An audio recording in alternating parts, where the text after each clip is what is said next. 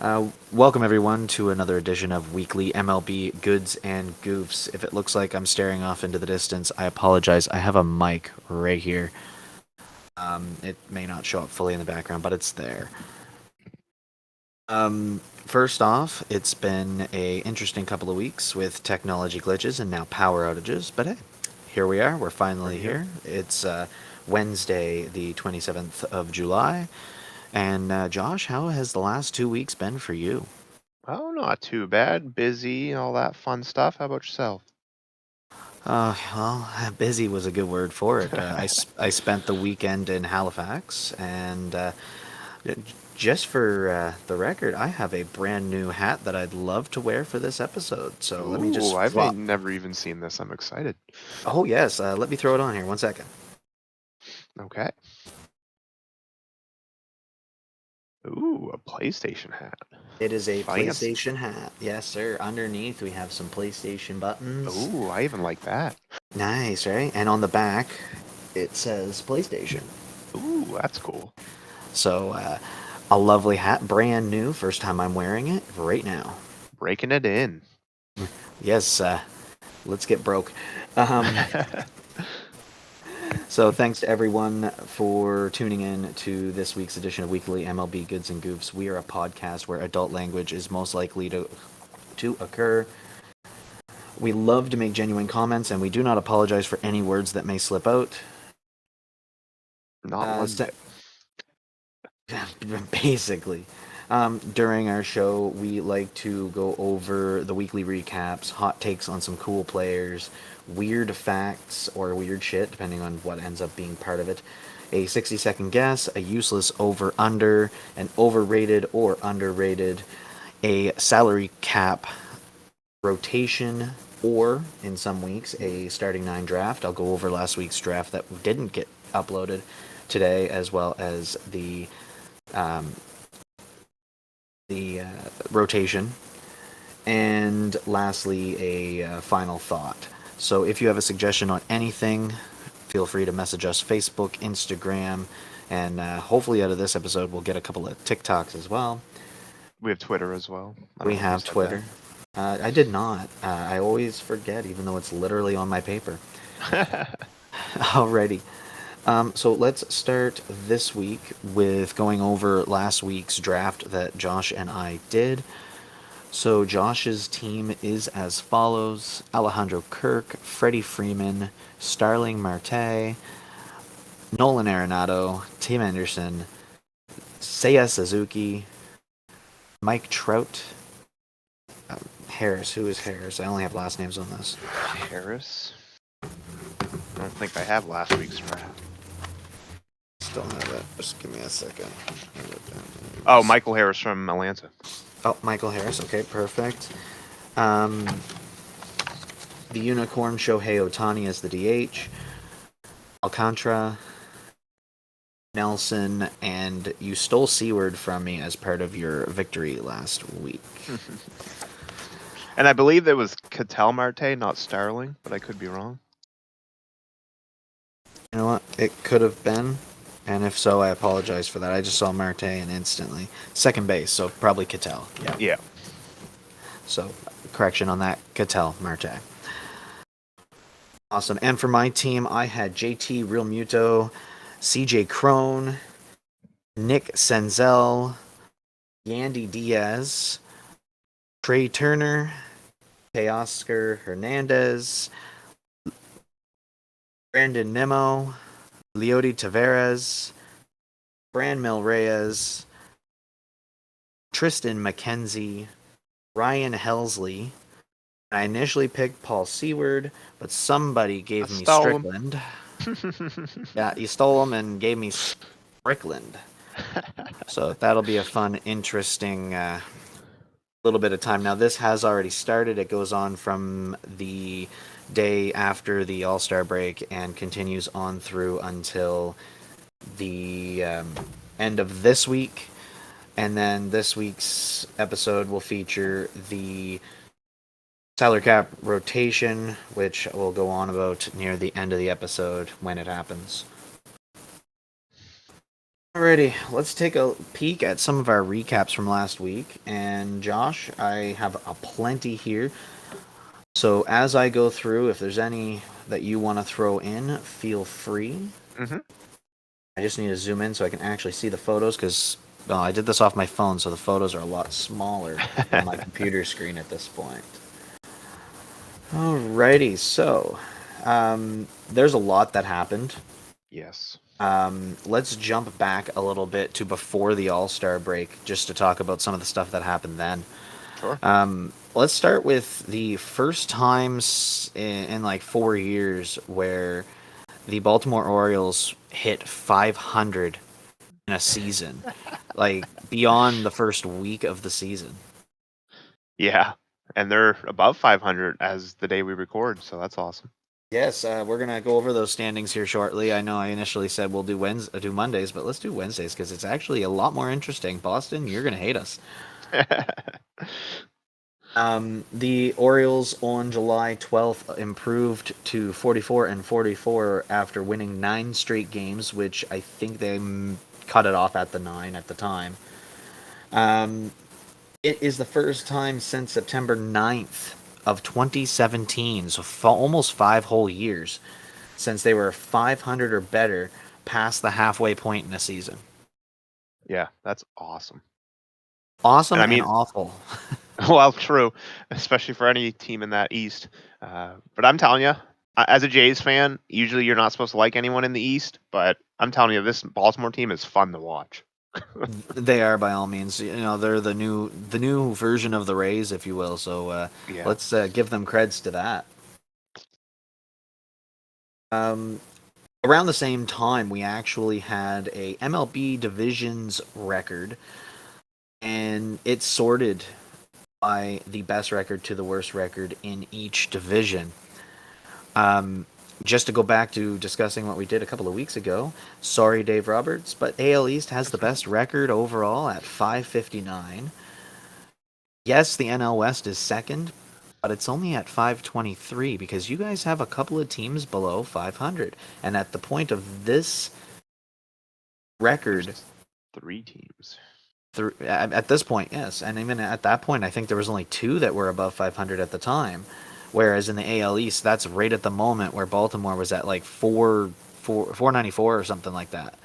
So to bring it within, and then now the record in the East, AL East, is just unbelievable.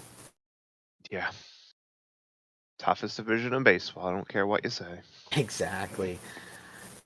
Back on July 12th, the Reds were facing the Yankees, and the Yankees were actually winning 3-0. But at the end of the game, it was a win for the Reds. The Reds, I believe, won 4-3 after scoring 4 runs in the top of the 9th. And then the Yankees just couldn't pull it back.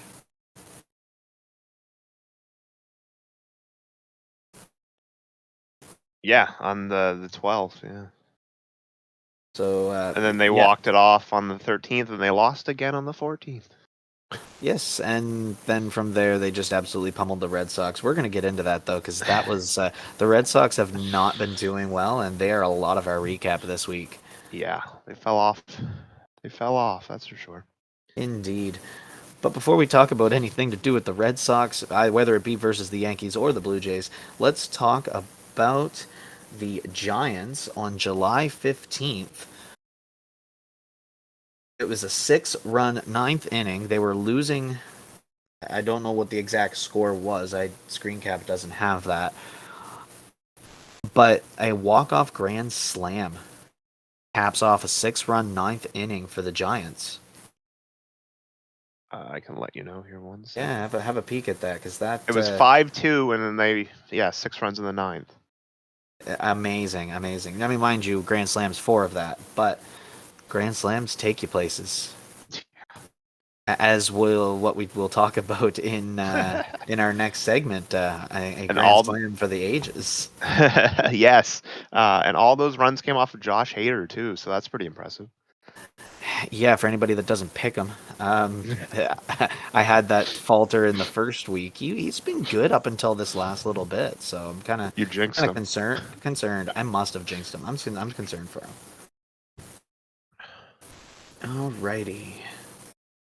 That wasn't supposed to make it into this section, so I might have to come back to that. Okay. Alrighty, so there was a record thing that came out on.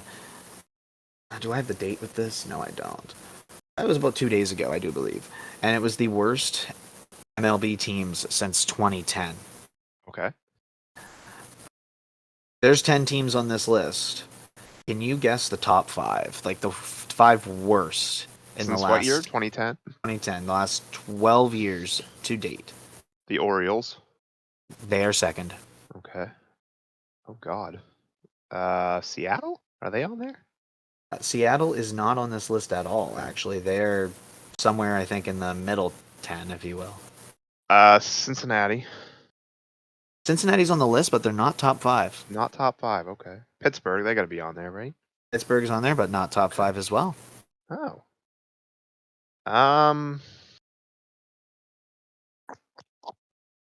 I can't guess because I have the list in front of me. Oakland is not on this list. Oh my goodness. Arizona. They got to be on there. They are, but you're not top 5. You're Oh my guessing all the God. like 6 to 10 teams here. Let's go over the list a little bit. So Okay. the worst record. I'm just gonna zoom in on this photo because again, so tiny. All right, there we go. I still can't see the numbers. They're in line with there we go. Now I can see. And let there be light. So the worst team is the Miami Marlins. Oh yeah, I guess they weren't that good back then. With only 848 wins, whereas the Baltimore Orioles actually had 30 more wins overall. Oh, okay. So Baltimore Orioles 30 more wins than them, and then 16 more wins the Kansas City Royals. Okay. At 894. Really, they were. Oh, I guess 2010. When did they win the World Series? Was it 2015? I believe somewhere's along that line. I just figured they were good during that time, I guess. But I guess you can only have a couple good years. Maybe even just one. True. If you need 4 to run your vehicle, so I mean. Colorado Rockies, 1 win above the Kansas City Royals in the last 12 years. And with 12 more wins, the San Diego Padres. So the Padres being the 5th worst team. Mind you, I think a lot of that was pre Fernando Tatis. There we go. Tatis, Hernandez. yeah. What am I thinking here? Before Tatis Jr. and Blake Snell and all them. So the last few years have been the reason why they're not the worst, I think. That makes sense. Perfect. I feel like I'm missing things out of this, but that's okay because I think we recap it a little bit. But let's quickly talk about the standings because we are going to talk about the fun things here in a minute. So let's bring that MLB.com. I got the Somehow standings. I had everything. Oh, you got the standings? Perfect. Yeah. Let's list them off, but let's go to the AL East last. Let's start in the West. Last. Okay. Start with the AL East or the NL East.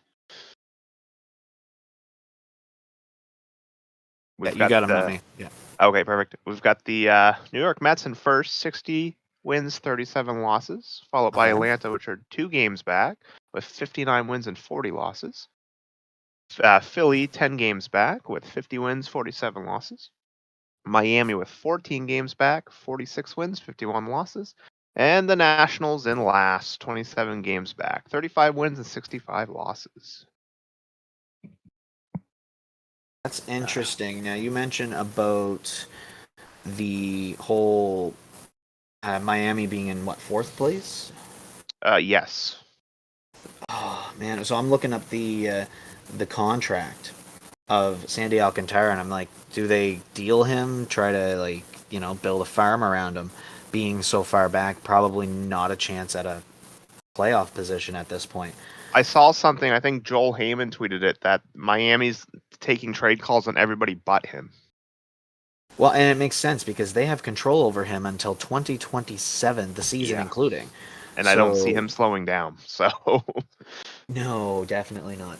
He totals $56 million over the course of this year straight through to 2027. So 6 years, 56 million. So yeah, they're nowhere's near going to give him up anytime soon. Mind you, that final season,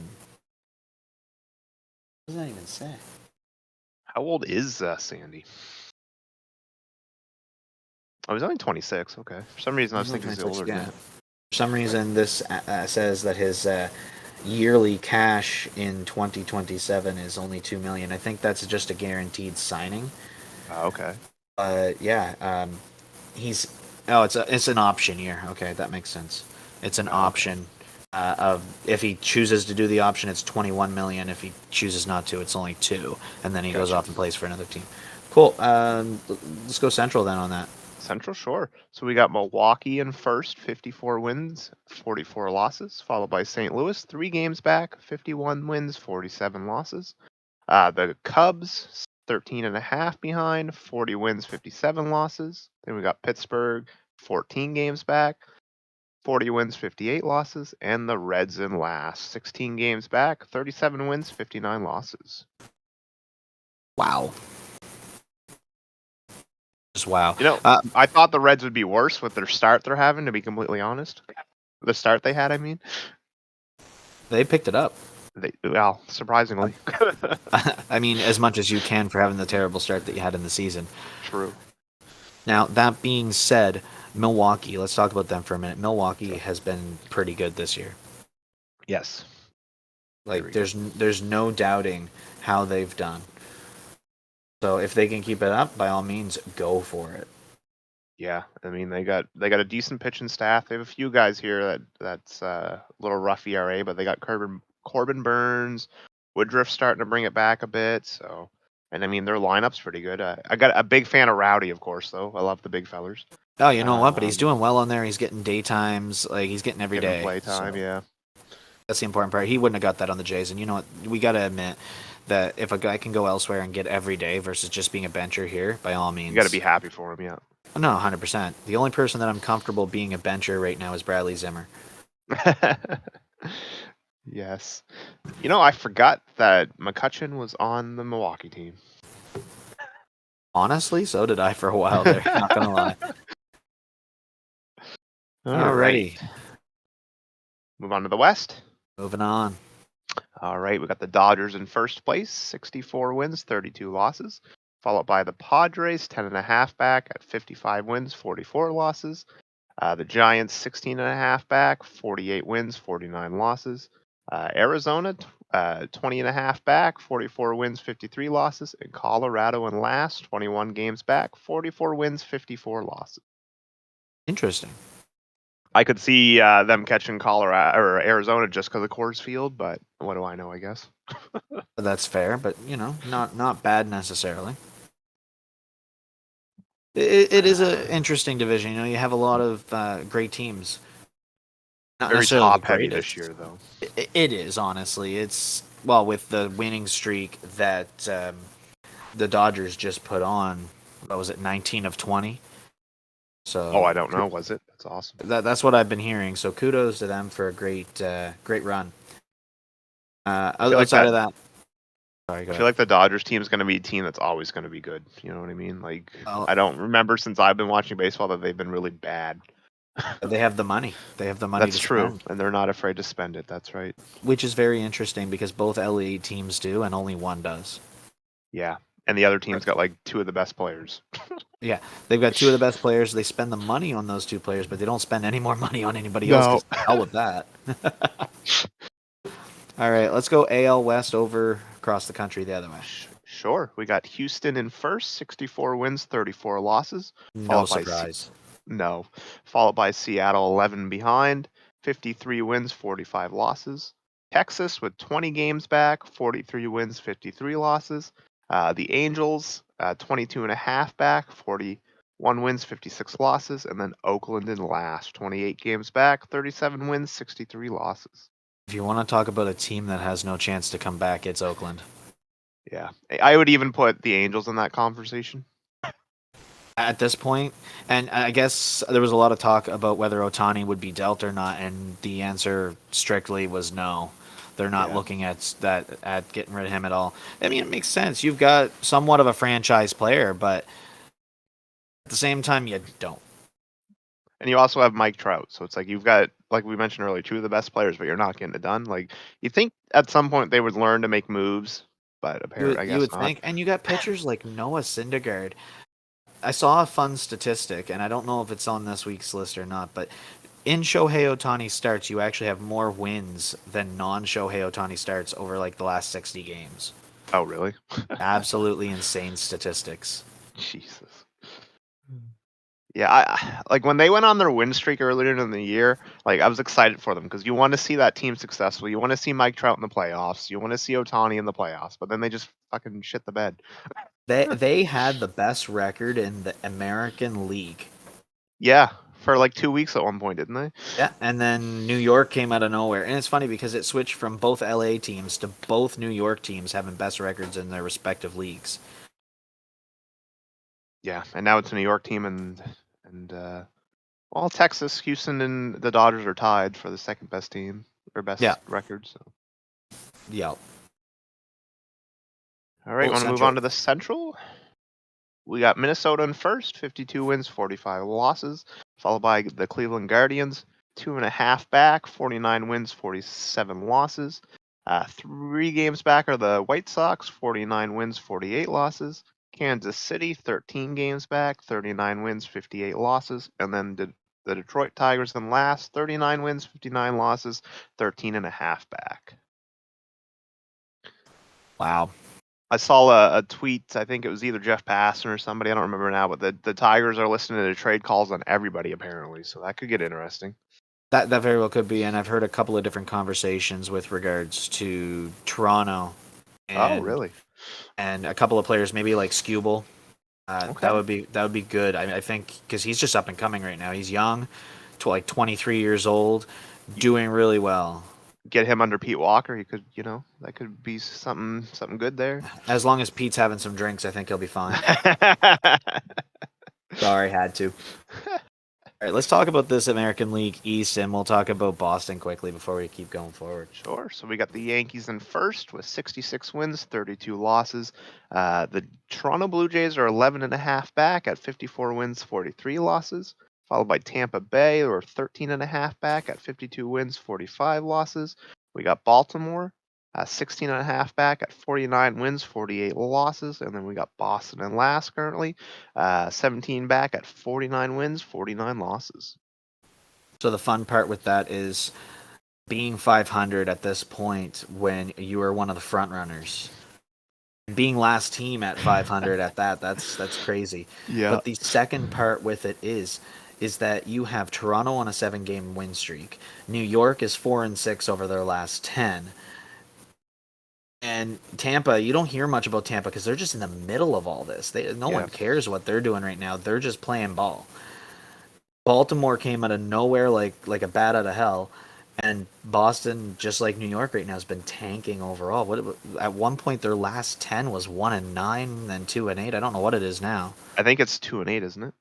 So it's still 2-8. That's crazy. Like, what are you doing?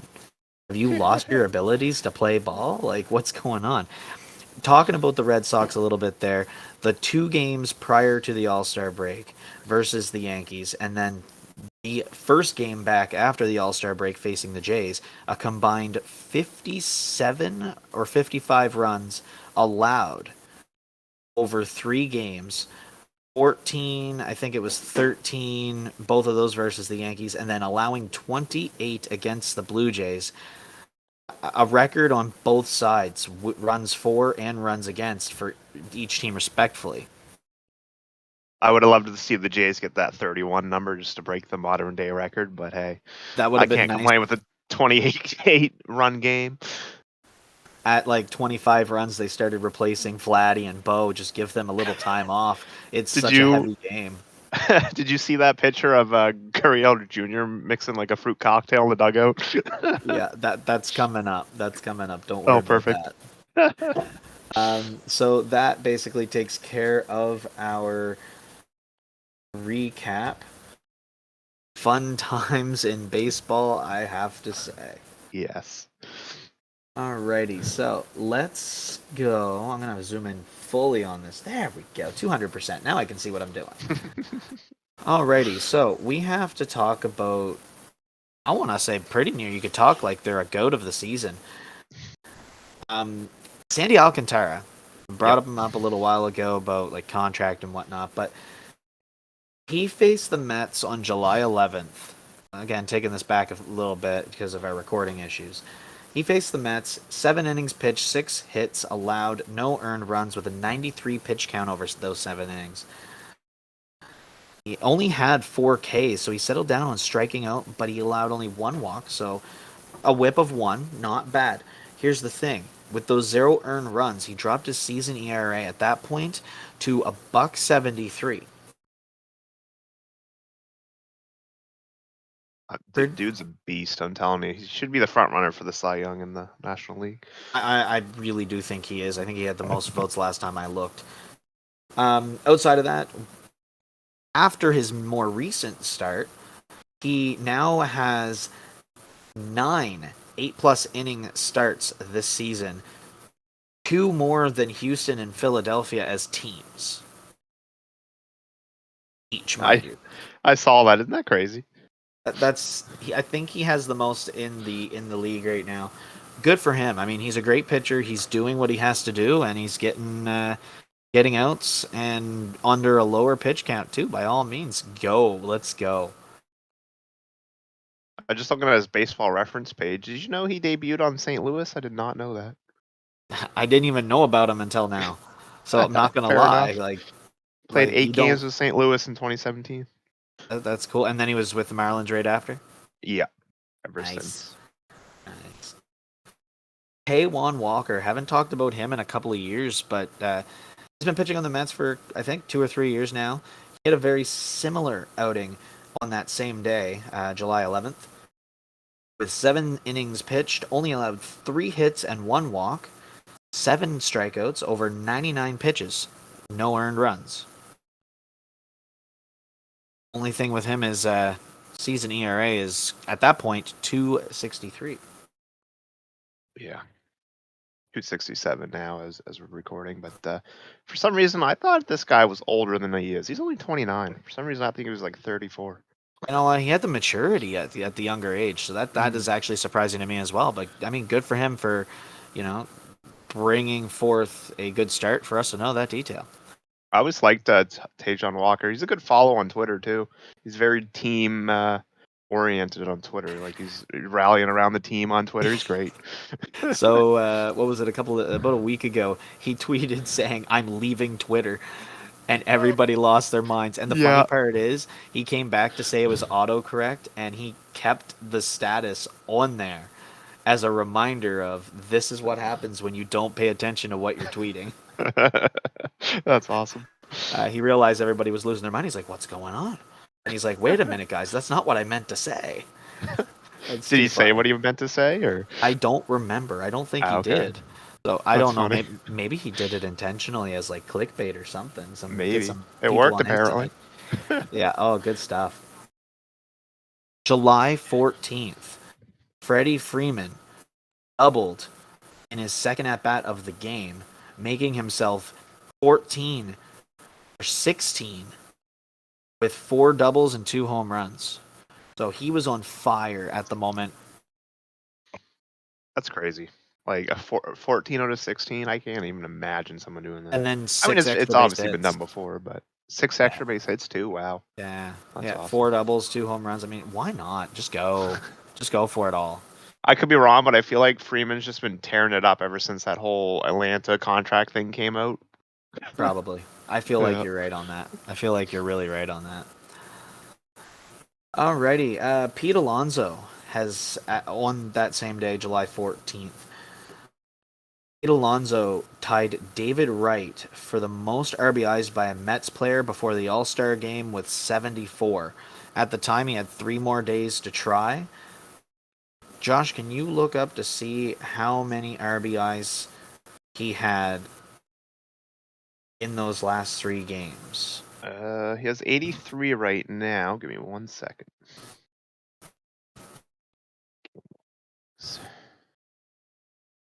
2. What games again? The last 3? The last 3 prior to the All-Star break. So that would be... Judging by a calendar here, that would have been... 17th, 16th. Okay. They played a doubleheader on the 16th, so you don't want me to count those? Yeah. All Okay. games around then, yeah. Okay, so we had 2 on the 14th, 2 on the game 1 of the doubleheader, and then another one, so that's 5. And then on the 17th, he had another one. So we had 6 in the last 4 games before the All-Star break. Did you say you included the 14th on that? I did, yeah. I think the 14th was already, so we'll take 2 off that just for good measures. 70. So that you said it was 4 then. So 78 RBIs, being the most by a Mets player prior to the All-Star break. That's awesome. That is insane. Great work for Pete Alonso. That man's going to get a bag this season. Oh, 100%. Or next season. Triston McKenzie, let's talk about him for a second. He had a great outing as well on July 14th with 8 innings pitched, only 5 hits, no walks allowed, striking out 12 over 109 pitches, 0 earned runs. His season ERA is a bit high at 3.20. Let's be real, he's just getting there. He's found his stride. And first off, somebody get this guy some protein. Where is his arms? He is skinny. Oh my god. No wonder his nickname is Sticks. According to the Baseball Reference, it's Dr. Sticks, which I like a little bit better. Yeah, you know what? From now on, his name is Dr. Sticks. Yes, let's go for it. Let's go for it. Speaking of nicknames, Pete Alonso, according to Baseball Reference, they don't have this on here, and I understand why. But I like the nickname that goes around on the internet as Big Meat Pete. I'm just going to say that. I really like that nickname. Oh, that's too good. I'm used to hearing Polar Bear. Yeah, that's the one they have on Baseball Reference. I think that's the more professional one. It is. Talking about Triston McKenzie again for a second. July 23rd, a stat was put out by Talkin' Baseball. So good for John Boy on actually not focusing on the Yankees for a second. Triston McKenzie in 4 starts as of July 23rd, 26.2 innings pitched, only 1 earned run, 13 hits, 27 strikeouts, 8 walks, a .34 ERA. That's awesome. 4 starts. You know what? And that's what's bringing him down in his ERA. And you know what? Good for him. Yes. Here we go. This is what I was hoping to find. Shohei Ohtani, when he pitches since June 3rd, so we're talking a month and a half worth of baseball here, up until July 15th. So from June 3rd to July 15th, 6-0 record as a team when Shohei pitches. Okay. And only a 6-25 when he doesn't. Jesus. Wow. Man, if you were like the owner of that team or whatever, you would like look at that and be like, what are we doing here? Let's make some moves. What are we doing? Probably not now. I don't think you're going to salvage your season now, but in the off season. Gotta do something. Yeah. Like, I guarantee you people would want to play with Shohei and Mike Trout. It's like, yeah, exactly. I mean, if they don't want to spend the money, that's a different issue. But if they're willing to spend the money, I don't see an excuse for them not to have a good team. Oh, exactly. Yeah. Alrighty, going back to the Toronto 28-run game over Boston's 5 runs that they managed to scrounge, which on a normal day probably could have been a win for Boston. Toronto just absolutely lit up the scoreboard, including this game though. Sorry, I just got to. A 11-run 5th inning, which all came on 2 outs. There was 2 outs after the first 2 batters, and somehow they still managed 11 runs. But prior to that, this is just amazing. Can't remember his name right offhand. Raimel Tapia, there we go. Yes. Raimel Tapia popped up a ball to center field, slammed his bat down, got about 3/4 of the way to first base before he was being hollered at by Mark Budzinski to run. And run did he ever. Inside the park, grand slam. There was a lot of call-outs by Red Sox fans that the center fielder for that game should have been benched for the rest of the game. But outside of that play, apparently, according to Alex Cora, he did really well. So, hey, let's take it from him. He knows all, right? Yeah. He lost it, in the lights or the sky or whatever, right? No, it's not the first time this season. Something's got to be done. I think they're putting them too bright or something. I Okay. don't know, but something's not going on right there, and they need to I figure mean, it it was out. like quite a distance behind them too. It was crazy. It almost went out. It hit off the wall. Oh, did it? I didn't even notice. Literally that. Okay. hit like 10 feet up the wall. Like it was almost a Wow. home run. Okay. And That's somehow, like at 420 some feet, Raimel Tapia thought it was just an out, so he slammed his bat and got upset. That's kind of funny. But that's still impressive, though. Somebody that's not even realizing he can still go, and like that boy can run. Oh yeah, he Yeah. can move. I heard something about Tapia. I don't know, Giraffe Neck Mark. I don't know if you're familiar with him. He's a YouTuber that does baseball content, and he claims that Tapia is the most electric player in baseball. And I kind of agree with that. I agree 100%.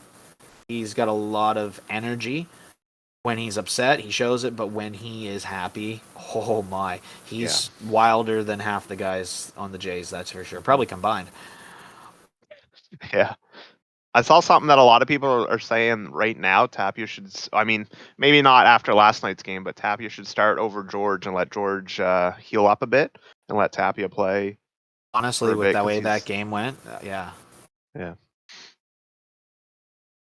So talking baseball on July 22nd, I believe that was after game number 2, posted that Alek Manoah has 236 strikeouts in his first 39 games as a pitcher, leading the Toronto Blue Jays in career franchise starts for that team.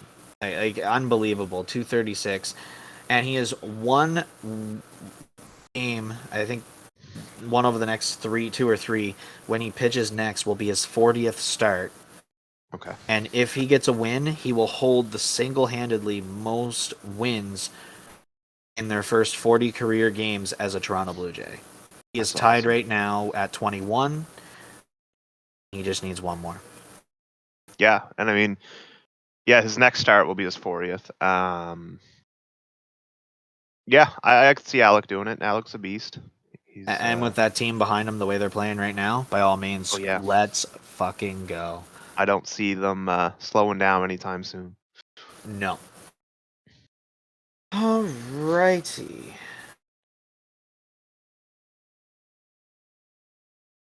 Is that for the whole team? I'm going to guess this is for the whole team because of how many starts. So in 14 straight games, the New York Mets only allowed, as I believe, starters, 2 earned runs or fewer. Oh, okay. In 14 straight games. And that leads to a 1.58 ERA since July 7th. Now, that was as of July 22nd. I don't know what happened over the last few games. I know they're facing New York right now, and they won last night. What do you got there, Josh?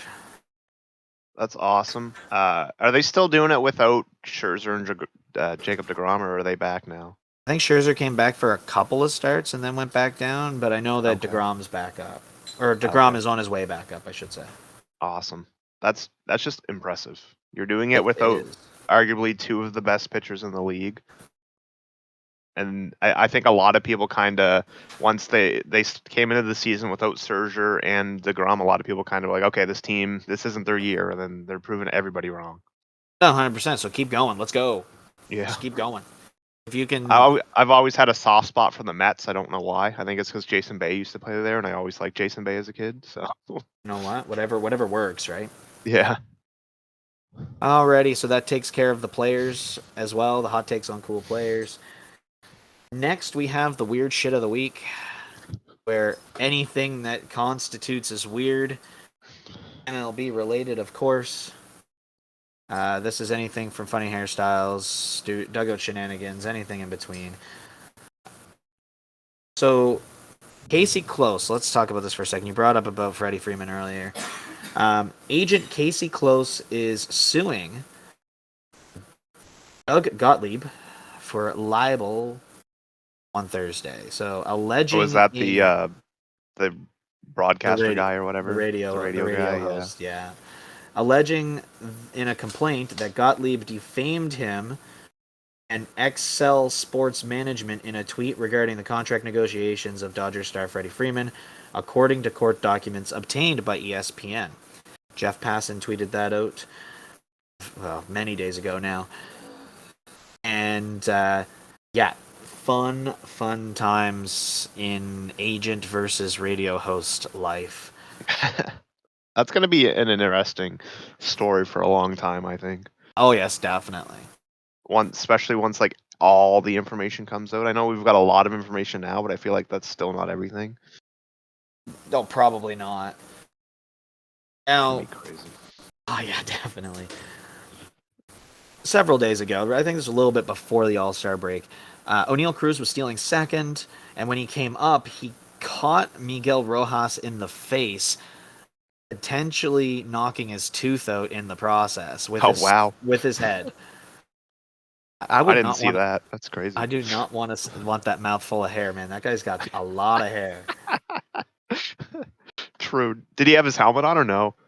I do believe he did. That might have actually not helped. Yeah, by the looks of the clip that I got here, He had his hat on still. So fun times. O'Neal Cruz is exciting to watch. Just a small tangent there. Yeah, dude's crazy. Super fast, very athleticism. He has an arm too. Holy moly! Oh yeah, they do definitely. He's great. Alrighty, so Charlie Montoyo got fired a few days before the All-Star game, but there's a fun little fact about this. When Joe Girardi got fired, well, he was on the Phillies. When Joe Maddon got fired, it was right after the series against Philly. When Charlie Montoyo got fired, it was in the middle of a series against Philly. Philadelphia is the curse of managers this season, so any other manager facing Philly, be nice to your owners. They might not fire you if you're nice. Oh, that's crazy. I was gonna say make sure you win, but that doesn't really make sense because Charlie won that game and they got canned the next day. He was going. They just didn't want to do it on the road. That would have been awkward. Yeah. Leave him in Seattle. Find your own way home, bud. Right? You have enough money. We paid for you. So I know we keep jumping back to this game a little bit. We're almost done talking about it. When the Red Sox were down 25-3 in the fifth inning, a fan proposed to his girlfriend. It'll be the most memorable proposal in MLB history. If I'm hoping she said yes. It looks like in the photo she said yes. My goodness, what a memory for life. That's just hilarious. I didn't see that. That's awesome. And congratulations on them. Like you said, hopefully she said yes. Well, like I said, it looks like it, and congratulations for sure. Now, during that same very moment, they panned to Lourdes Gurriel Jr., as you mentioned a little while ago, deciding to take Minute Maid and some water. I think it was not a clean cocktail, but he made himself a fruit cocktail nonetheless. It looked pretty appetizing. Fun times, just in the middle of the game, just a little bit of dirt in it too, probably scuffed around. I mean, you're winning by that much. Why not? I guess, right? If you have the opportunity, why not? Now, the bullpen in Pittsburgh, they have a garden inside the bullpen, and this tweet: the Pirates bullpen out here growing banana peppers for some reason. Maybe that's how they bring the heat at the mound. Who knows? But good stuff for them. Keep it coming. That's awesome. I mean, why not? You're playing for Pittsburgh. You don't got much else going for you right now. There's nothing going for them. Not much. No, there's nothing. Now, do they gotta? If I have like a bad start, do they gotta like eat one of those banana peppers? Like, I'm honestly not sure. I'm not sure. Maybe whole on video, please send it. You go out and you give up like 6 runs, banana pepper for you. Get peppered. Alrighty. So that leads us up to the games finally. We're not doing too bad for time, honestly. So let's roll through like it's normally. I gotta bring up my sheet for this, but I do want to go over how this works. For anyone that's not sure, we have 60 seconds to ask as many questions as needed to figure out who the player is. And And if we do guess it within those 60 seconds, we add another 60 seconds onto whatever time's remaining. So if there's 20 seconds remaining, now you have 80 seconds. If you guess it within those first 20 seconds, you will then have over 2 minutes. It all adds up at the end of the day. If you guess all 5, good luck on that because that hasn't happened yet. But if you guess all 5 and there's time remaining, well, congratulations. That time does not carry over for you for next week. 5 players. Josh, since you won last time, you have the choice. Do you want to go first or do you want to challenge me? I'll challenge you. I'll also just mention we are allowed to look at rosters and divisions and that kind of stuff as well, just to give us a little helping hand. And that's going to help me during my time. Now I got to keep checking back and forth with the time as well, but hey, let's do it. Let's do it. Let's go. 60 seconds starting now. AL Central. No. AL East. Correct. Yankees. Correct. Awesome. Let's take a peek here. Pitcher. No. Infielder. Yes. Middle infield, second short. I don't believe so, no. Alrighty. Donaldson. I guess, no. Technically, he's not an infielder, my mistake. Stanton? No, he's played infield in the past. Try not to give it away. Joey Gallo. No. Oh. What we got here? DJ LeMahieu. No. No? Oh, fuck. Who the hell is it? It's not Garrett Cole. No, no. Trevino. No. Who? Okay, my timer's up. Who is it? Matt Carpenter. Damn it. You know what? It has him as utility, and I should have saw that. Oh, okay. Baseball Reference has him as DH, so. Oh, well, yeah. And I didn't notice that till after, because he used to play third, I think, didn't he? With St. Louis. Oh, yeah, he was an infielder with St. Louis, yeah. Fuck. Oh, well. Hey, you know what? It is what it is. So, Josh, if you could keep track throughout this as well, of if I get any correct. There should be a correct section on the side of your page. Just check it off as you go if I get it correct. Okay. Alrighty, 60 seconds for the next one starting now. NL Central. NL Central? NL Central. Incorrect. AL Central? Correct. He kind of gave that one away a little. I did. Cleveland. No. Kansas. Yes. Alrighty. Because we want to be Royals. Don't judge my singing, anybody. Let's pitcher. Yes. Starter. Yes. This is going to be easy. Greinke. Correct. All right, I'm pausing with 27 seconds. 1, 2, 3, 4.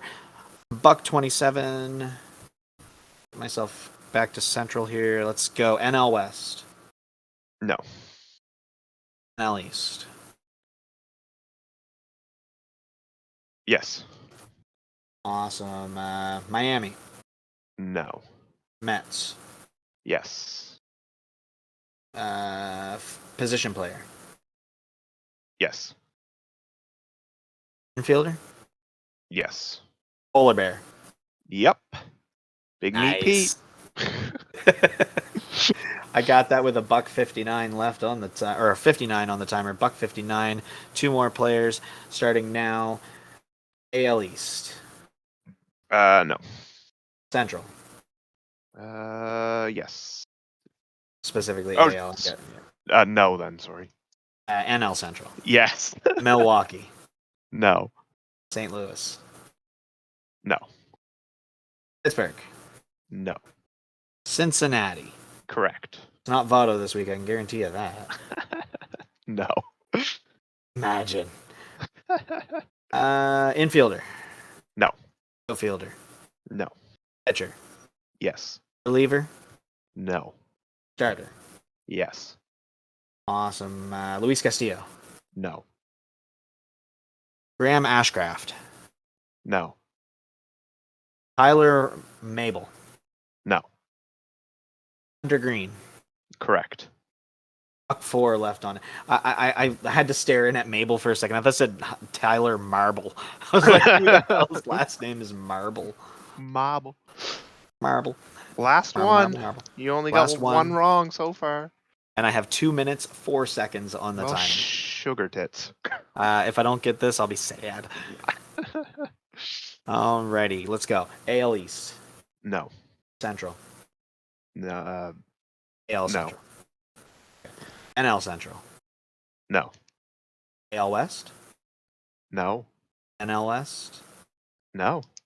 So it's NL East. Okay, cool. Yep. Philly. Yes. Uh-oh. I love that. Uh-oh. I'm learning that Baseball Reference runs faster. Infielder. No. Outfielder. Yes. Castellanos. Nope. Schwarber. That's correct. With a $1.25 Schwab. left on the timer. 4 for 5. Not bad. That's really good. Watch me go 0 for 5. You know what? I have a fun little thing for you. Oh God, So I don't like this. Since you won last week or 2 weeks ago, Okay. you have a treat. Ooh. I get to tell you a detail about each player before the timer starts. Oh, okay. I like that.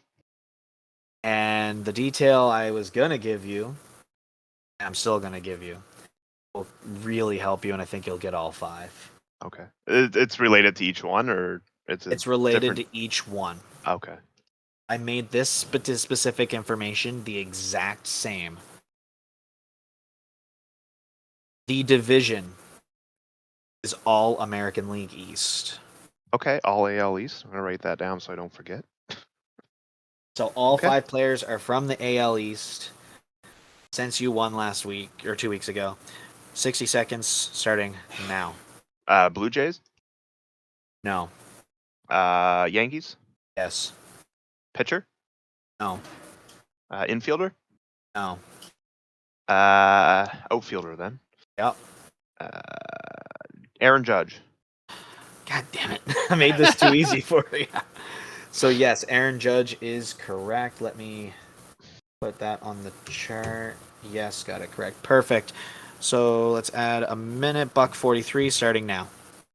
Blue Jays? No. Tampa? Yes. Infielder? No. Pitcher? No. Outfielder? Correct.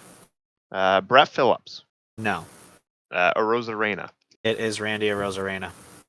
Rosarena? I made this way too easy for you. It's almost like I don't want to win ever. I like that. I can win everything. That's fine. That's fine. 2:27 on the clock. Third player go. Pitcher? No. Infielder? No. Outfielder? It's an outfielder. Again, okay. Red Sox? Nope. Baltimore? No. Toronto? Yes. George Springer?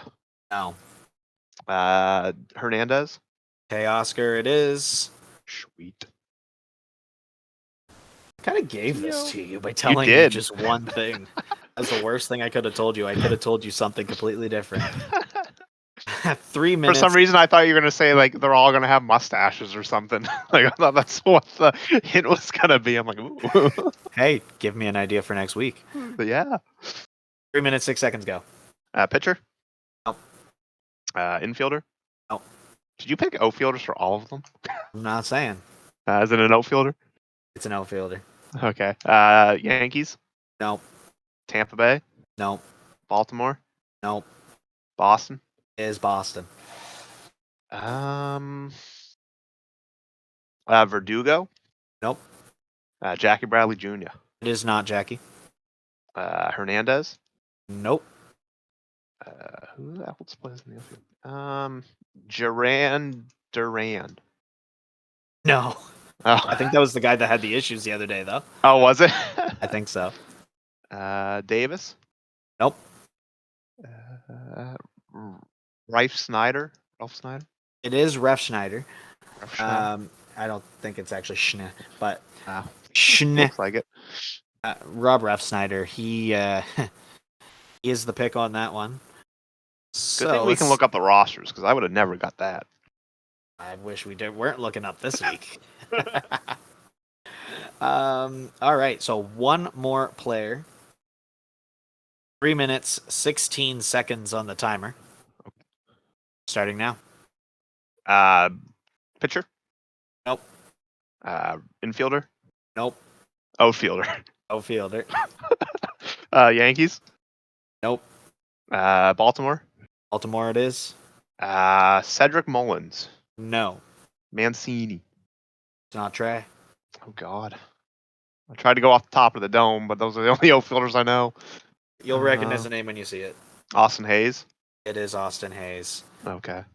I kind of forgot he was there.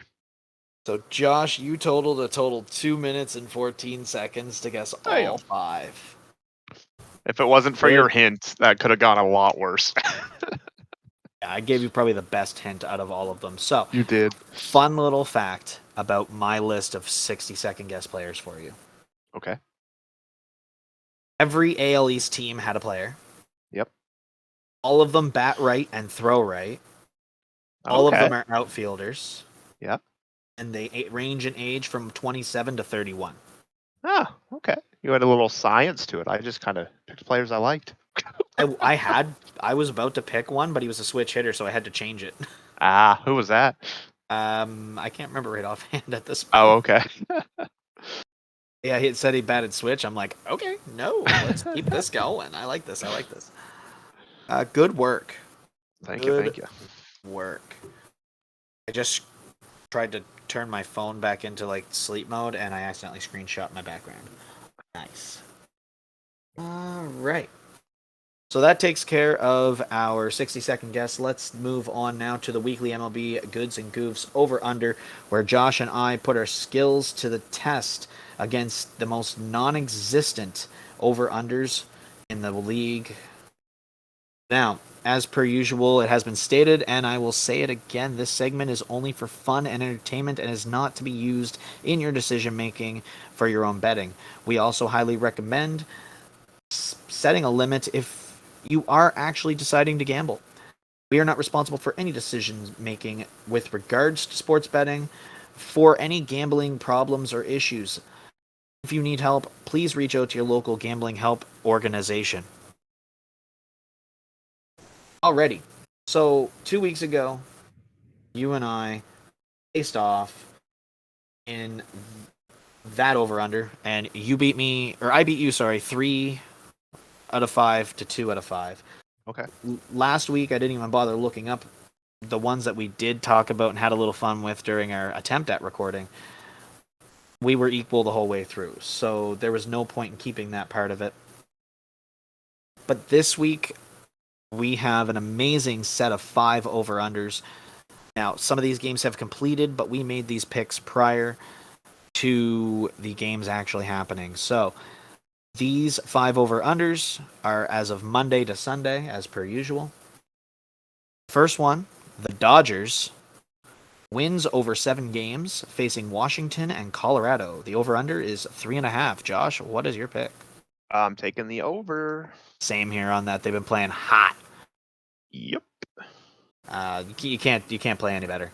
They are on fire. As of the typing of this, they were that 19 out of 20, I do believe. So if they keep it going, by all means, take it. I don't know. I haven't looked at any games outside of Toronto right now, just because I don't look at it till like Saturday or any of the rest. But Washington, or the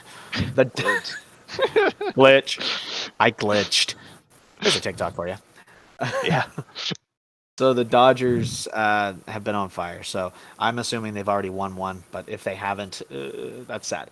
Anyways, New York Mets, they play 2 series, one against New York and one against Miami. Now, if they tie New York, it is not a win. So that factors into this. That's why the over-under for series wins is 0.5. I'm going to take the over. You're going to think they're going to win a series? I do, yeah. You know what? The Mets are a good team, but it really depends. I took the under, and the reason why is because I don't think they're going to win the series against the Yankees. I think they're going to tie that series. Sadly, I already know the outcome of one game, but that didn't factor into the decision because the decision was made beforehand. Miami, I think Miami's going to take them. Oh, really? Okay. an interdivision rival. I think the Miami Marlins are going to win that series. I took the under. Okay. I like that. Yeah. I don't think they're going to beat the Yankees, but I feel like they're going to beat the Marlins. That's why I said the over. Yeah. So the next three involve the Toronto Blue Jays. One actually a player of the Jays, and the other two are the opponents of the Jays during their series. Kind of. So Detroit, they play 7 games, 3 versus San Diego and 4 versus Toronto. Errors over those 7 games, over under 5.5, or just less than 1 per game. Okay. I didn't look into it. Do they make a lot of errors? I have no idea. I don't know. I just came up with a default on that. Okay. Give me the under. You gonna take the under? I'm taking that under as well. I don't know. Maybe it's just like one of those old songs from Kangaroo Jack, "Living in a land down under." I've chosen under for 2 of my 3 so far. Danny Jansen, or as I have him on this paper, Janny Danson. Janny Danson. He has been, when he's been playing, has been on fire when he's not injured. 6 possible games played versus St. Louis and Detroit. 2 against St. Louis, 4 against Detroit. Home runs over those, 1.5 the over-under. Josh, what do you think for Janny Danson? I love me some Janny Danson, but give me the under. Oh, well, I don't know. He hit 2 in that game. I know, but versus that's one Boston. game. That's fair enough. I honestly don't even think he's going to play more than a couple of games during this. Just trying to that's another reason alleviate why the I stress. would put under. As much as I didn't think about that when I made this pick, I think he's still going to hit more than 1.5. I think he's going to hit at least 3 personally. Okay. He's changed his approach at closing in on the end of last year and even through this year. The only problem with him this year is the injuries. So if we can get over the injuries, I think we can get over the any boundaries that are possible. He is on fire when he is playing. True. It's just he has to play, right? That's the thing. Kirk's been playing a lot since the All-Star break, so. Yeah, exactly. So we'll see what happens and go from there. Adam Wainwright, or Waino, he faces Toronto actually tonight, July 27th. In this start, the amount of innings pitched, over or under 5 and let's see, I did the calculation weird. 5 1/6. So does okay. The over is 5 1/3 or more. The under is 5 or less. I like Wainwright, but I'm going the under. I think the Jays are going to light him up. As much as I want them to light him up, I think I'm going to go with the over on this one. Okay. He is a great pitcher, and they usually do leave him in. Unless he gets absolutely lit, they don't normally take him out. All right, so that takes care of the over-under. Again, we are not a betting agency. We do not tell you how to bet. Don't use our information. Please do your own thing and set limits. Be responsible. Of course. Be responsible. All right. Am I missing something? No, I'm not. The Hats game next? No, I threw another game in here. So we're starting something new. This week will be the first week. We're going to play around with it a little bit. This is our version of overrated or underrated, where we riddle off certain types of plays or situations. Some weeks it'll be players, some weeks it'll be managers, who knows. This week is plays or situations, and we state whether or not we consider the situation or play to be overrated or underrated. It's actually pretty self-explanatory. Mm-hmm. The fun thing is we can go into a little bit of rant about things as well, because that's always fun. Let's start with the first one. We got 5 of them this week. Overrated or underrated? A starter pitcher before the starting pitcher. So like an opener, you mean? An opener. Okay. I actually kind of like this. I mean, what Tampa Bay used to do it a lot the past couple of years, and now it's a thing you see every once in a while. I know the Jays did it a couple times for Stripling, I believe. I don't know. I like it. I think that would be what, properly rated, I guess. Okay, for you, yeah, okay, that's fine. I personally think it's underrated. It's great for certain situations, like pitchers that have a rough start but are good by the second or third inning. You give them a little bit more time to do their routine and warm up by doing that first inning. Like their pitch, every pitch that their guy does it gives them a little bit more opportunity. Some pitchers are great at the beginning of the game but aren't classified as starters. They're more of a reliever. So having them as a starter pitcher, they can start 40, 50, 60 games a year, but only pitch a couple innings every outing. Allow their guy to get a little more warmed up or into their more comfort zone of a little later into the game. I think it's a great opportunity for a lot of things. And like you said, Tampa did it many years ago. So for me, that is underrated by far. Okay. Alrighty. Next one. Overrated or underrated? Inside the Park Grand Slams. I've only seen the one that was I don't know. I can't even say his name. Tapia. Yeah, Tapia. I keep wanting to say Tapera for some reason. I love it. It's great. I want to see it more. Like you get somebody with wheels on the base pass. I feel like it could happen a lot. I think it's underrated. Very much so. I agree with you. Underrated. But the big thing with that is you need the bases loaded. Yeah, that's true. Yeah. That doesn't happen enough on its own. As for inside the park home runs, they're an underrated thing on their own, so this is way underrated for me. The last one that the Jays did was also at Fenway. For the record, I've seen that going around social media. That's you know what? Let's go. If the Jays hit inside the park grand slams every time they're at Fenway, we'll take it. I'll take it. Yeah. Or inside the park home run in general, right? Yeah. Well, there you go. Overrated or underrated? Suicide squeeze. Oh, okay. Some small ball baseball. Small ball baseball. I feel like you don't see it a lot anymore, or not with. I mean, the Jays, they don't do it as much. I quite enjoy it. I think it's fun. It's entertaining. It's strategic. Not everybody can do it. I find like you got to know how to bunt. I couldn't go up there and do it. I don't know how to bunt. Why you're not playing think, baseball? Exactly. That's why I'm talking about it. I think it's underrated. I quite enjoy it. You know what? I'm gonna go with overrated on this one, and the reason being is, and it depends on who's at the plate. Yeah. But for the most part, most of these guys know how to hit. They're not up there bunting, and with the DH rule in both leagues now, the pitchers really aren't batting unless you're Shohei. Then you're not going up to the plate to bunt. These guys don't want to do it. The only way that they're comfortable doing it is if you're someone like Bradley Zimmer, you're coming off the bench, you're not known for your bat. You're known for your speed. So you're going to try to beat that out anyways. But then you also know that the opponent's already figuring it out. They know what you're coming up to do, and you're giving it away usually. You're not doing the suicide squeeze. You're probably just doing the safety squeeze, which is completely different. They're already prepared for it. They know what's going on. Suicide squeeze is a very, very strategic move. One wrong move by the pitcher, the whole play's botched. Yeah. Very overrated in my opinion.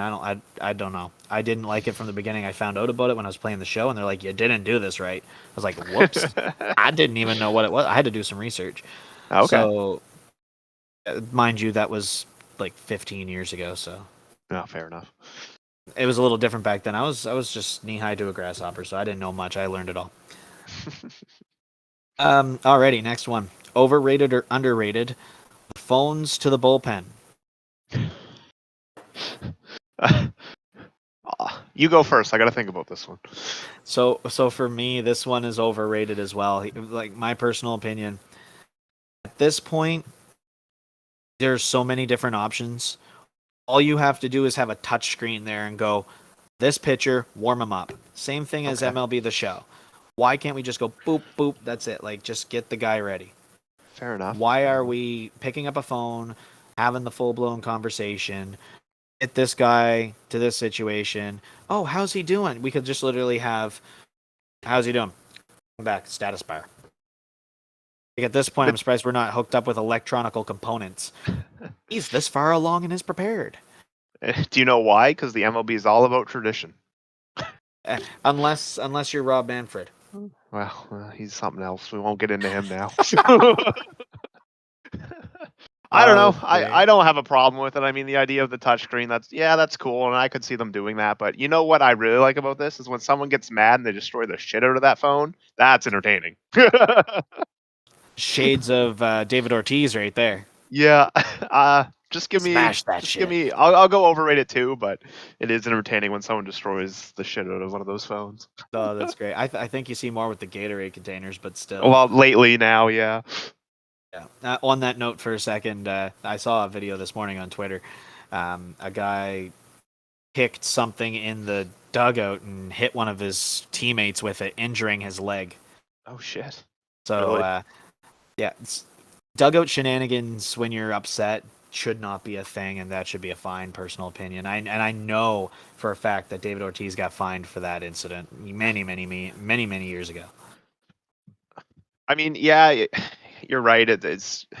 I don't know. I find it entertaining. I'm not gonna lie to you, but I get why, like, somebody wouldn't find it entertaining. But Yeah. I don't know. Alrighty, last one. Overrated or underrated walk-off celebrations. Oh man, this is totally underrated. A good walk-off celebration is great. Right? I've seen a couple of good ones recently. I'm gonna go underrated on this. Yeah. Yeah. There was, and I don't remember who it was at this point, but I saw a video recently of a pitcher, or sorry, was it a pitcher that walked it off? I can't remember. Anyway, someone walked it off, bigger guy, and it was Prince Fielder. He walk off home run. Prince Okay. Fielder. He jumped onto home plate and everybody tumbled over like it was like a blooming onion. Like an earthquake? Yeah. Everybody That's just awesome. tumbled down and he just stood there, arms up. Let's go. Touchdown. Awesome. No. Yeah, I love them. Celebrations in general, like I like what most teams are doing with like their home run celebration. Like the Jays got the jacket. Was it Boston puts them in like the dugout card or whatever? Like yeah, there's the laundry cart, what they call it. laundry card, that's what it was, yeah. And then Yeah. some teams do like cowboy hats. Like that stuff's just fun and entertaining to me. Yeah, the home run celebrations, but more importantly, the walk-off ones. Yeah. Amazing. If it's done right. Now, there is one I was watching YouTube the other day, and there was this, I forget the guy's name right offhand, but back-to-back walk-offs his team did. Okay. 2 different days. And instead of pouring the Gatorade over the other player who actually did it, just poured it on himself while he was running into the crowd. And that's what makes this underrated for me. That's awesome. You got to have fun with it. Oh, for sure. Alrighty. Well, that takes us to our spinoff of the popular TNT's Inside the NBA segment. They call it Who He Play For. We like to call this one What Hats Did He Wear? Here's how it works. One of us tells the other a player's name. Must be a player that played from roughly 1980 and onward. Now, if they started a couple years before, their prime was the 80s, so we'll include them as well. To clarify that, because last week when we were doing our little fun shenanigans, I had a couple that were pre-1980s. So just to clarify, they can start before the 80s, but their prime must be 80s or later. We have 3 strikes to get them correct, or we are out. No pun intended. Get it? Because it's baseball. I don't have any soundboard, but I will eventually. That was a perfect rim shot. For example, if we had Derek Jeter, the only team would be the Yankees. Now, the number of teams is declared at the beginning. 3 wrong guesses and you're out. I have that twice in here for some reason. After a correct guess, then we alternate. We each have so many players. Now, I have 5 again this week. Josh, what do you have? I have 5 as well. All right, well, we'll do 5. And what we're going to do, I have a little section off to the side on mine. So for you, I can keep track of the odds if you want to keep track of the odds for me. Sure. And we'll keep going there. Fun fact, Josh, you won last time we played, I do believe. Okay. Awesome. So what we're going to do is you can challenge me first, as we did earlier as well with the other one. So if you want to name me off a player, I'll try to guess who they played for. You ready? Apparently. All right. Andrew Jones. He played for 5 teams. Man, I was looking at him at one point. The Braves. Yep. Almost said Baltimore, but I think that was Chipper. I say Baltimore anyways. Strike 1. I figured. I'm pretty sure that was Chipper. No, Chipper only played for Atlanta. Oh, really? I'm pretty sure. Yeah, because I was So looking at him too. they doubled up on the Joneses. Yeah. Oh man, I don't even know at this To be point. fair, I didn't realize he played for 4 other teams. If So that helps basically, any. you knew what I knew, and that was it. Yeah. Well, let's just riddle them off. Chicago White Sox. That is correct. Nice. Yankees. That is also correct. I'm gonna play the safe bet. The Dodgers. Oh God, that's also correct. One team left. One team left. Oakland. Strike 2. I'm just gonna throw a team out there just to get it done and over with. The Tigers. Strike 3, my friend. Okay. Well, I was close. He played for 1 season for the Rangers. Oh shit. Yeah. I would have He never only guessed played that. for the Dodgers, the White Sox, and the Yankees also for 1 season apiece too. And I guess At the end of his career. Yeah, so the Dodger, or sorry, the Braves would have been the number 1 kind of 7 or 8 season kind of guy. Yep. Nice. Alrighty, so I have a. I played a little fun with this one as well, but I'm not going to tell you what it is till the end. Okay. We're gonna start with a legend, Dave Stieb. Oh God. Okay. The Jays. Yeah. That's all I know. One other team. There's 2 teams. Oh, there's 2 teams. Okay. Did he play for Philly? No, 1 strike. Okay. Yankees. 2 strikes. Oh God. Seattle. No, that's 3 strikes. So Oh, you shoot. were 1 for 4. Who was the other team? Oh, what's going on with my keyboard? Come on. My keyboard's doing Canadian French. I hate when that happens. The other team was the Chicago White Sox. Oh, okay. Yeah, I didn't know that either, to be honest with you, but I'm pretty sure he went on to do about half of his career with the White Sox after the Jays, but then he came back for a single season. He took 4 years off. He didn't play in the majors nor the minors for 4 years, came back, played a single season with the Jays, about 7, 8 games, did terribly, and then just retired. Okay. So, but yeah, he retired as a J, but he started as a J. Okay. Pretty cool stuff. Yeah. Alrighty, what do you got for me? I got the big unit, Randy Johnson. Played for 6 teams. Randall. It's an inside joke for some of the viewers that probably don't understand what's happening. To be fair, I still don't fully understand it, but I'll take it. Randy Johnson. Oh my goodness, I think I thought about him for a minute there, and I didn't. Did you? I have a funny meme saved of him more recently, actually, but I know he played for the Expos. Yep. He played for Miami, if I'm not mistaken. That's strike 1. Oh no, never mind. It was the Mets. Mets? Is that your other guess? That's strike 2. Really? Who Yeah. was that? I can't I'll remember. double check. Let me just double check. No, you should have them down proper. So You would think, but I'm not the brightest. No, he did not play for either of those teams. What the hell? Maybe he didn't say the team on that. Braves. Strike 3, my friend. Who the hell did he hit the bird with? Arizona, I believe, wasn't it? Oh, it was Arizona. Yes. Yeah, he played for Seattle, Arizona, the Yankees, the Giants, and Houston. Oh damn. And Montreal. Oh damn. That was a bad round. I should know this shit. Maybe it was against Florida when he hit the bird. Maybe. All right. Joe Carter. Oh 6 God. teams. Okay. 6. 6 teams. The Jays.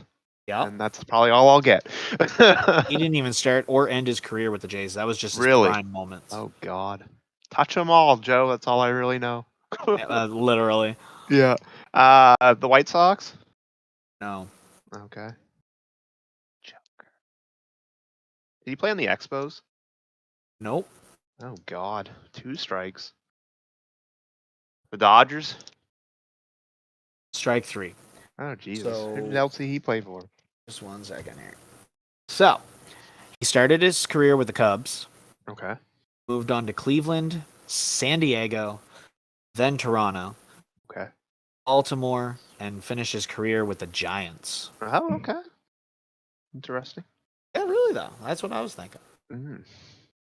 Alrighty. Well, he helped us win 2. Was it? He was in both World Series. He right, was in with the both Jays? World Yeah. Series. He walked off the second one though. So Yeah. Touch them all, Joe. That's like I said. That's all I really remember.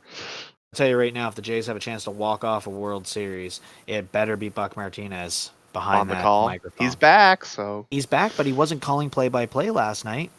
Oh, missed really? I that didn't watch the game, so. Well, I just Oh, I watched the did, but I highlight of wasn't the paying Springer much home attention. run and the Springer Grand Slam last night, and Buck was not behind the mic. It was his first kinda game sad back. He's about got to that. ease back into it. Sure, he's been calling it on his own. I could picture him in front of the TV. Get out of here, and gone. I keep hitting this freaking mic thing.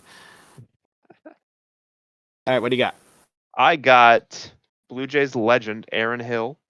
Played I for love how you 5 gave me teams. one of the teams already. Oh, fuck. You're right. I knew it, though. I knew it. Dumbass. So, obviously, Toronto. Yeah.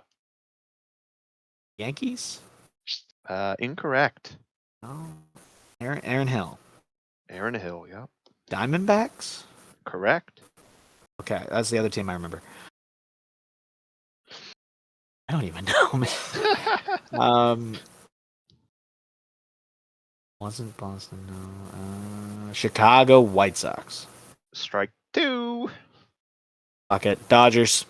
Strike 3, my friend. All right, cool. Who are the It other was three? Milwaukee. He did play for the Boston and the Giants. Are you fucking kidding me? I was like, if he didn't play for the Yankees, there's no way he played for the Boston. For the Boston. For the Boston, yeah. The Boston. All right. Well, have I ever got a fun one for you? So, for those that don't know, on the week that we tried recording, there was 11 teams for one of the guys I picked for Josh. Well, this week I got a very similar situation.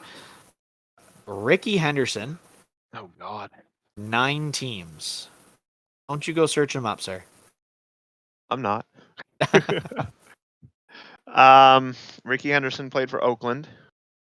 Yep. He played on the Jays. Yes, you knew about that. It was a short stint, but yeah, half did. season. I only know that because me and Corey were talking about him the other day. Nice. But I can't remember the other teams. Shout out to Corey Frazier. Yes. He played for the Padres. He did play for the Padres twice, actually. Oh, okay. How many teams did you say? 9, so you're on 9, 3, okay. no strikes. Seattle? Yep. Oh, okay. He played for the White Sox. He did not. Strike 1. Okay. He played for the Reds. Strike 2. Oh God. I have no idea. The Angels. Technically, yes, they were Anaheim at the time. Oh, okay. Yep. 5 correct, 2 strikes. He played for the Tigers. He did not. Strike Oh, okay. 3, so you were 5 for 8. I'll kind of riddle it off in the total line so you can kind of see it. Okay.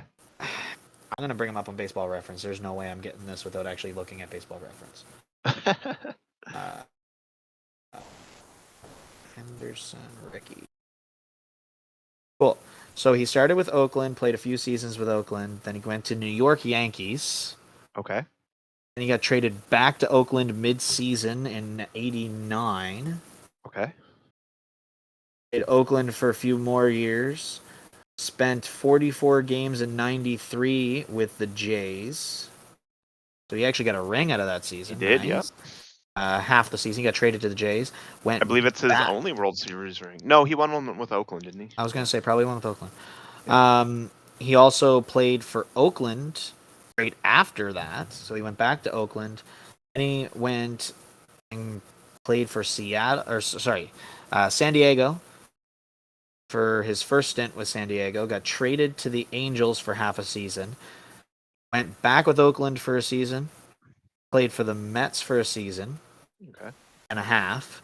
Got traded to Seattle for half a season. Played San Diego for a season. Again, season with Boston. Okay. And a season with the Dodgers. Ah. Okay. When in doubt, guess the Dodgers, right? Generally. All right. My turn, correct? Yep. Yes. David Price played for 5 teams. Woo, David Price. So I got 3 of these right off the top of my head. We got Boston. Yep. Toronto. Yep. Detroit. Yep. I'm going to go Dodgers. Yeah, I think I made that too easy for you. But I don't know the last one, so I'm just going to randomly guess 3 different teams here. We're going to start with New York Yankees. Strike 1. Seattle Mariners. Strike 2.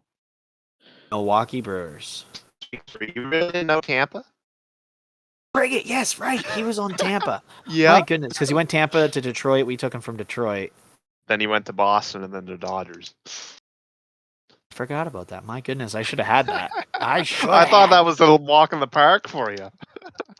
You know what? I don't follow everybody's career to a T, but you know Fair what? enough. I remember him on Tampa the moment you said it. All right, I've got a fairly easy one for you.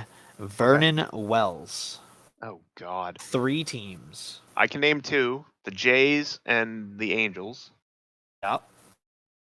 Oh, God. The Dodgers? Nope. Strike 1. The Yankees. Yankees, yes. Okay. Figure it was probably one of those big market teams. So he spent, I think it was 8 or 9 seasons with Toronto. Yep. Spent 3 seasons with the Angels.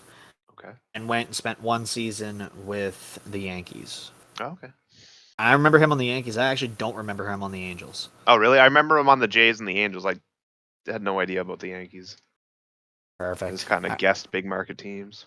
Yep. Cool beans. Last one. I got Ben Zobrist, played for 4 teams. Nice. That's an answer of a guy that has no idea. Zobrist. I'm going to go Tampa to start. Correct. Who else would he have even played for? I don't even... Milwaukee? Strike 1. This is one guy I really didn't follow. Okay. Dodgers. Strike 2. Angels. Strike 3. You're out. That's fine. I literally... Tampa, the Cubs, Kansas City, and Oakland. I'm pretty sure he won a ring with the Cubs. I don't know, man. He did, yep. That's more than I knew. I remember Tampa Bay and the Cubs. I didn't know the other ones. You know what? I probably remember the Cubs, but I don't really. Like, it was just it was those times when I really didn't follow the Cubs that much. Fair enough.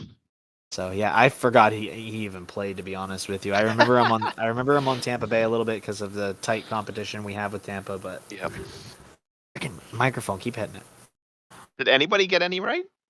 I guess I got Vernon Wells, didn't I? You got Vernon Wells, but you still have one more to guess. Oh, do I? Okay. Yeah, this is yeah. So last one for you is Scott Rowland. Oh God. 4 teams. The Jays. Yep. Did he play on the Reds? Yep. He finished his career with the Reds. Okay. Oh God. Scott Rowland. I have no idea. Did he play on Atlanta? No. Oh, okay. Strike 1. Cubs? Nope. Strike 2. Oh goodness. Dodgers? Strike 3. Oh, who did he play for? So, fun fact, if you include the Canada Day jerseys for Toronto, all 4 teams he played for were red. Oh, okay. Philadelphia and St. Louis. Oh, okay. I only remembered him for the Jays and Cincinnati. So that was 2 for 5. Good work, Josh. Good work. At least you got one right. That's right. Better than I did. Better than I did. I thought I gave you a couple easy ones, but apparently not. You know what's funny is whatever's easy to you may not be easy for me. Fair enough. Fair enough. All right, so that takes care of the What hats did he wear? So last week we decided to do 2 weeks at a time for both a starting 9 draft as well as our brand new salary cap rotation. So I went over kind of how our draft went last week. This week is our starting 9 rotation, or starting 5 salary cap rotation. That's what we're going to call it. There we go. You'll get it. I'll get it. It's new. Well, this whole thing's new, but that is new to our knowledge as of like 3 days ago. So fun times. This is basically where we start with $15. We select pitchers that are valued from $1 to $5. And we strategically keep our budget preferably as close to 15 as possible. I have 15 on the dot. I have 15 on the dot as well, but if during it, because we're going to alternate like a draft style, if someone picks the other person's player, you must substitute someone in for that player of equal or lesser value, or play around with your draft for the rest of it because you're losing it. Now, the draft, as per the document that I shared with Josh earlier, and I'm going to post on the screen for our viewers on the edit that I do. Our pitchers are 1 pitcher per team. As those pitchers get picked, they actually come off the list for a whole month or 4 weeks, and a different pitcher on that team replaces them. That means that someone worth $4 this week could be worth $3 or $5 next week based on the replacement pitcher. Okay. That being said, where this is our first salary cap rotation, but Josh won the last draft. Josh, it'll be your first pick. Okay. And whenever you're ready there, sir. All right, I'm going to go with my $5 pick. I'm going to take Sandy. Sandy Alcantara. What a gem. What a gem. So let's go. I got to find, where is that? It's in here. I'm going to type them in as we go, so... Okay. Week 3 rotation.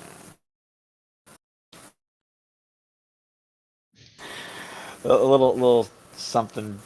Don't mind me. I'm just laughing for a second. Okay. You said Alcantara. Cost of $5. Perfect. Awesome. So, awesome sauce.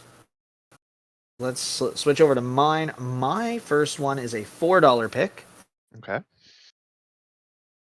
Max Fried. Okay. Which I didn't realize until I typed it the first time. It's actually spelt the same as fried. Oh, really? Fried.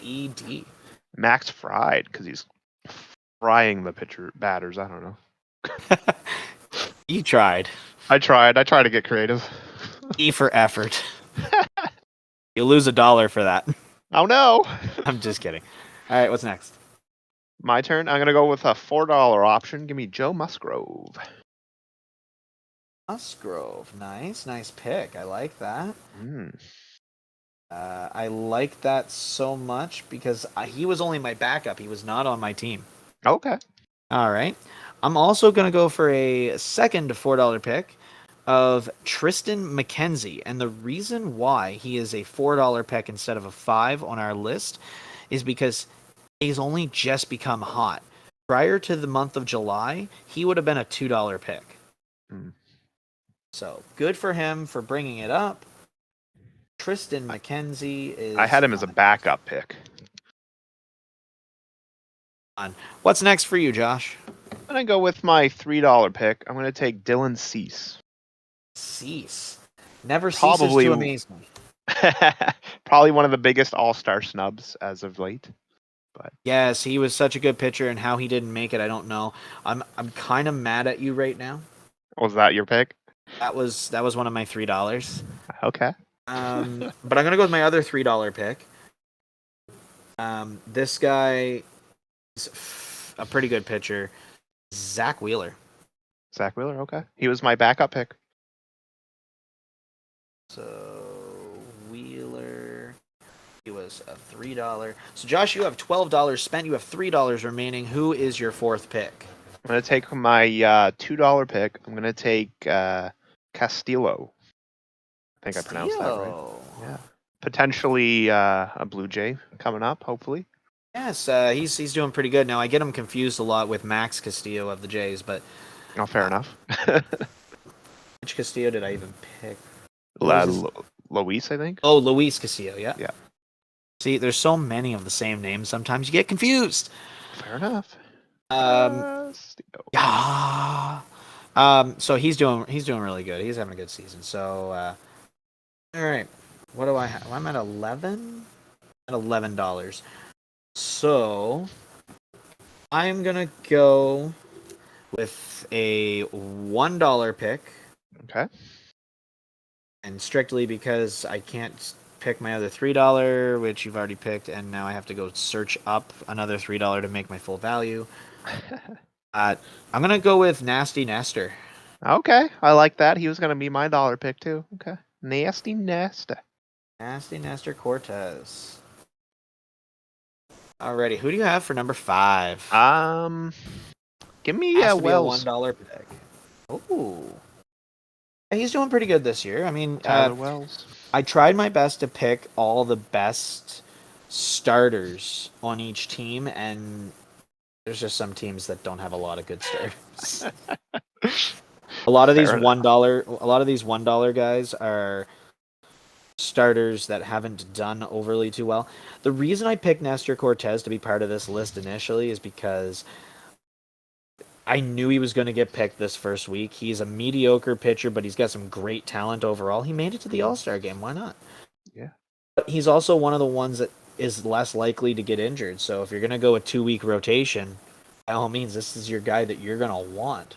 And he has a good nickname, Nasty Nestor. Nasty Nestor. Now, I will make a comment. There was a comment made about him on a television channel.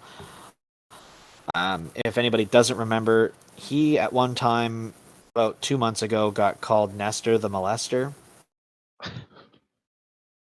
I don't know, but I think somehow this guy still has a job behind the mic. Oh, God. I don't My remember services this. are available. Yeah, it's pretty interesting. Anyways, so I'm going to replace with a $3 pick to round out my $15 of Corbin Burns. Ooh, I like that. Corbin Burns.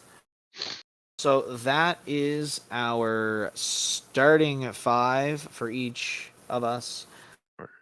Salary cap rotation. Our salary cap rotation. Just to recap, Josh picked Sandy Alcantara, Joe Musgrove, Dylan Cease, Luis Castillo, and Tyler Wells, $15 value. And I picked Max Fried, Tristan McKenzie, Zach Wheeler, Nasty Nestor, and Corbin Burns, $15 value. Honestly, I'm liking yours a little bit better. I don't know why. It's a good value. You know, I tried my best to pick not the top like $5 guys. Mm-hmm. I was at one point. I had 2 $5 options, and I didn't like the other ones, so I took one of them away. Who was your other one? Just curious. I had Manoah. Oh, Alek Manoah all day. I initially had him under the $4, and I'm like, man, I can't. He's too good. Yeah. He is too good. I was gonna go with Verlander because he's been so on fire, but then I realized I didn't like a lot of the guys in the $2 and $1 options. So for me to get the best value, I had to go $2 $4 and $2 $3, which left me with $1 to spend. So I kind of played those middle of the line guys to my advantage. I picked one from each this week. I kind of liked that options. I mean, that's a good balance, and that's kind of where I got the value from is, $15. It doesn't make it too complicated because you can just pick one from each line and be done with it, but it also gives you the opportunity to play around a little bit. Now, like I said, for me, I was going to do a 5-4-3-2-1. I did not like anyone, no offense to any of them, in that $2 line. I liked Castiello, whatever his name is. Obviously, I picked him. Castillo, yeah. You know what? Yeah, He's Castillo. good, but I can't. Fair enough. The other thing I'm going to mention is we were talking earlier about the Detroit Tigers and Tyler Skubal. Yep. And how a lot of Jays fans are very interested, and a lot of other teams are interested in him. He's an up-and-coming pitcher. He's doing pretty good. He's the best pitcher on the Tigers. The only reason I put him under the $1 value that I did in this is that he a little inconsistent. A little inconsistent. Yep. Now, one other thing I missed during this entire show, and I don't know how it didn't make it here. Maybe it's because I just shared it with you and that was it directly. But, and I actually have to go to our Facebook. Just give me a second here. Gotta go to our Facebook conversation to remember what it was at this point. Podcast shit. Our conversation on Facebook, guys. By the way, guys, is called Podcast Shit because that's how we talk to each other. That's was how it we the reference. Victor Robles stuff? Yeah, Victor Robles. So he got called a clown by Mad Bum for pimping a home run while his team was losing by a lot. Yeah, they were down by what, 6 it. or something, or 7 or something. You know what? He was admiring it. My opinion, let him admire it. Who gives an F? Who gives a fuck? Let him admire it. It's a good home run. Let him enjoy it because whether he hits a home run when there's 1 run gap or 10 run gap, that's still a home run. Yeah. Mad Bum seems to be one of the guys who has a lot to say when others celebrate whatever they want, but he'll celebrate himself when he does a good pitching performance. I don't know. I've lost a bit of respect for him over the last few years with regards to that. You know, if someone's going to enjoy themselves, then everybody should enjoy themselves. Fair enough. I mean, I think there's a time and place for celebrations, though. I mean, they're only down by, I think it was only 6. If they were down by like 15, I think it'd be a different story. Because 6, you can still bring it back. Oh, 100%. Yeah. Now, the big thing with this discussion is the following day, Victor Robles came back to the ballpark with a clown nose on. Talk about shenanigans. One of the funniest things I've seen. Yes. The bonus with that is that Victor Robles on Baseball Reference now has a clown nose pitcher instead of your standard, hey, here I am, smile. He still has it as of recording today, too. It's great. Indeed. So what my plan is to have that covered over a bit while we're talking about it. It is cute. Anyways, guys, that pretty near wraps up our show. Let me just bring up the actual lines here. Let's talk about some final thoughts. Josh, what do you want to see this week, and how do you see it turning out? Obviously, I want to see the Jays not lose, and I think we've got a good chance of that. They're finishing up with Seattle, and then they're going to play Detroit or St. Louis. Sorry. So I don't see them slowing down, but you never know.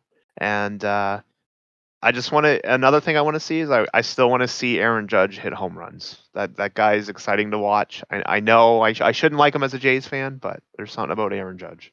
But at the same time, you can enjoy the people without enjoying the team they play for. That's true. So my big thing is the Yankees. I feel somewhat bad for them at this point because they got a couple injuries happening to their main guys. Michael King is injured. Giancarlo Stanton is injured. 10-day DL, yeah. So it's not looking pretty. It's not looking pretty. But at the end of the day, it could be a lot worse.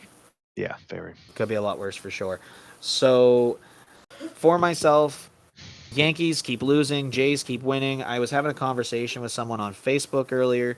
They were saying how someone that had said that they had a 2% chance of winning the division, the Jays specifically, that it was 1% too much. And I went on Fangraphs and I made the comment. This is how my conversation started. I was like, well, Fangraphs has them at 2.6%. He came back. He's like, so it's 1.6% above what it should be. And I'm like, you know what? You're probably right. But hey, let's see what happens. Who knows? Anything is possible. Right. And he came back and said, wouldn't that be a season to remember? And he's right. Could you imagine being down, I think at one point, 17 games around the All-Star break?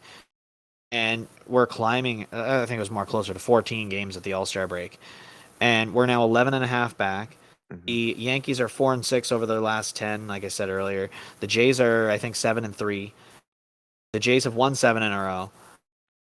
Anything is possible. So bring it. Let's go. Yeah. Yankees. I'm sorry, John Boy. I know this might offend you a little bit, but they suck right now. And it's all injuries. It's sad. I hope the best of recoveries. Michael King is a great pitcher. Giancarlo Stanton's a great hitter. And back onto what you were talking about Aaron Judge for a minute. If Aaron Judge can keep it going, He's going to get that bag. Someone's going to back that Brinks truck up right to him. right? Do they have Brinks in the U.S.? I feel like they do, right? Probably. That's probably where they started. Probably.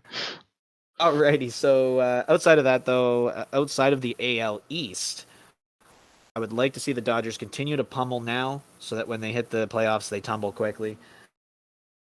Ooh, another thing I want to see, and I'm still not convinced he's going to get traded, but I'd like to see Juan Soto get traded at the deadline.